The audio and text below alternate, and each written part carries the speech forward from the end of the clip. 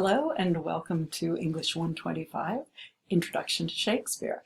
I am your instructor, Piper Rooney, and I have been teaching at Glendale for 23 years now. I have my bachelor's from Trinity College Dublin in English literature and my master's from New College Oxford in Shakespeare and Renaissance drama. So this is an area of study and of performance that I love, and I am more than excited to be able to bring it to you and to experience it with you. We'll be reading 5 or 6 plays in this course, depending on how we move through them and how we want to engage with them deeply and performatively. So we will start with Richard II, not Richard III, Richard II, one of my favorites, a beautiful play that looks very complexly at the politics of the time and the idea of the king's 2 bodies. So let's think a little bit about who we're going to be talking about and what we're going to be doing. So when we talk about Shakespeare and his plays, we have to talk about the environment in which he was writing. And of course, there is the material environment, there is the socioeconomic environment, and there's also the political environment. And because England was a monarchy at this time, and for many, many centuries afterwards, it's very important for us to think about who was on the throne. Well, when Shakespeare was born in 1564, Queen Elizabeth was on the throne, and she had been on the throne for 6 years. Queen Elizabeth herself had made it to the throne very unexpectedly. She was the second child of Henry VIII, but she was third in line to the throne of his children because Henry VIII had the nerve to change primogeniture during his time. You'll remember he changed quite a few things. He broke with the Church of Rome. He ended England's existence as a Catholic country. He established the Reformed Church of England. The Church of England was Protestant. He established that in order, in part, to divorce his first wife, Catherine of Aragon, in order to marry Anne Boleyn, a beguiling woman of the court, who became the mother of Elizabeth I. Now, when Henry tired of Anne Boleyn and decided to get rid of that marriage, he did so by accusing Anne of treason and having her executed.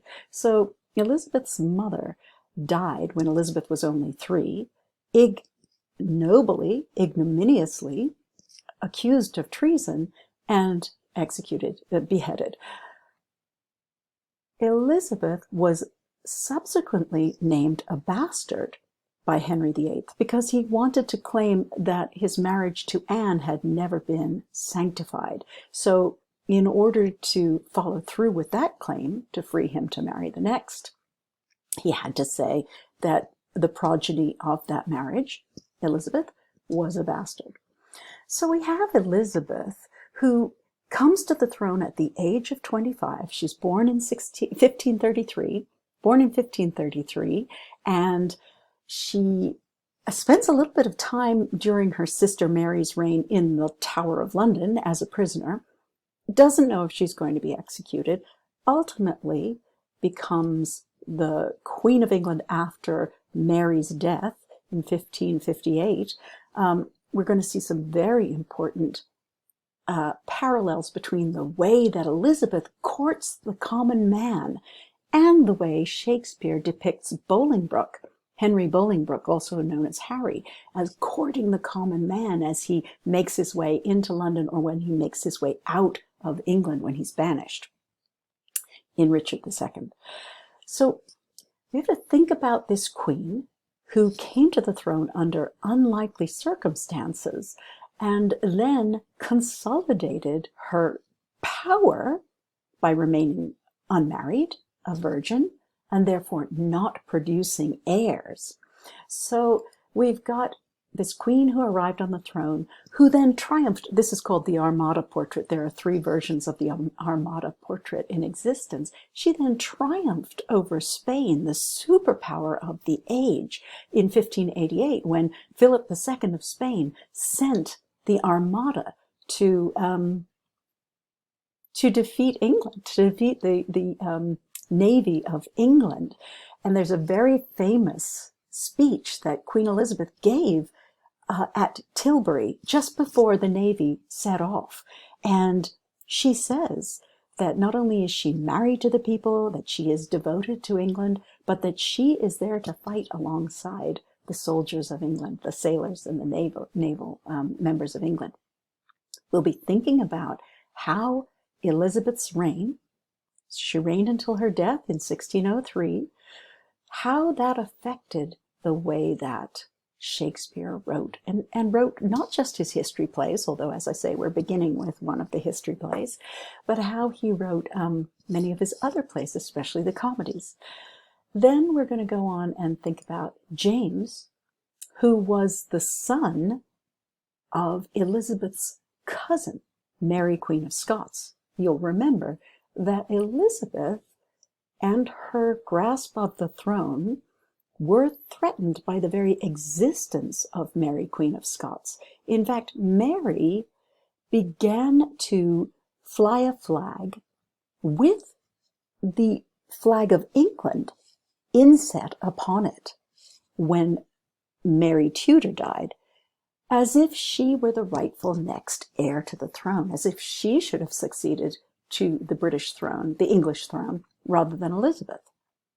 So her son, James, is somewhat reluctantly named the next heir after Elizabeth's demise. And we're going to look at the way that from 1603 onwards, and remember Shakespeare doesn't die until 1616, we're going to look at the way that James's ascent to the throne of England influences the things that Shakespeare wants to talk about on the stage. So the political environment is incredibly important for us, and I'm excited to talk about it. Of course, I'm excited to talk about Shakespeare too, so let's have a look at Shakespeare as well. Here's a contemporary portrait, probably painted between 1600 and 1610. Remember, Shakespeare dies in 1616. Believed to be Shakespeare, and look at that earring, who else could it be?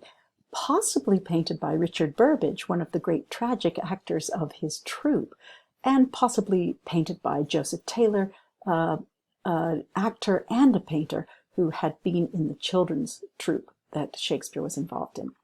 I want to show you something about our course. So our course, here it is. You'll see it says 0 textbook cost, and that's certainly possible. You certainly can use the online Folger texts.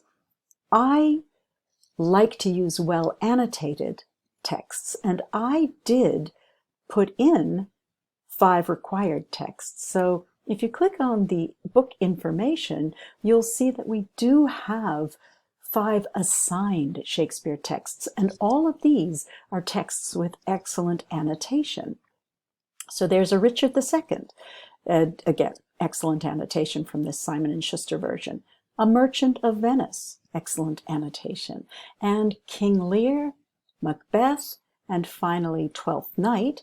I have a scan of a well-annotated Tempest that you'll be able to read if we get to the Tempest, one of his final plays, 1611. But I wanted to show you that discrepancy that's a little troubling to me, that I have these annotated texts that are, as you see, required. But here it did say 0 textbook cost. So I will say to you, you can get through this course using the Folgers. I would have difficulty with that.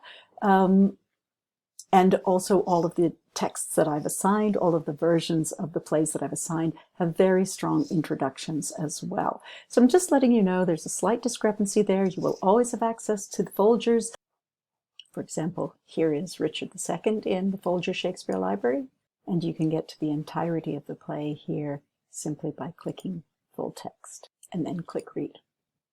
You can download the text for free, but you will notice, although it comes with a synopsis, it does not come with annotations. And we'll be using this text in our video interpretations. Okay, I'll see you soon.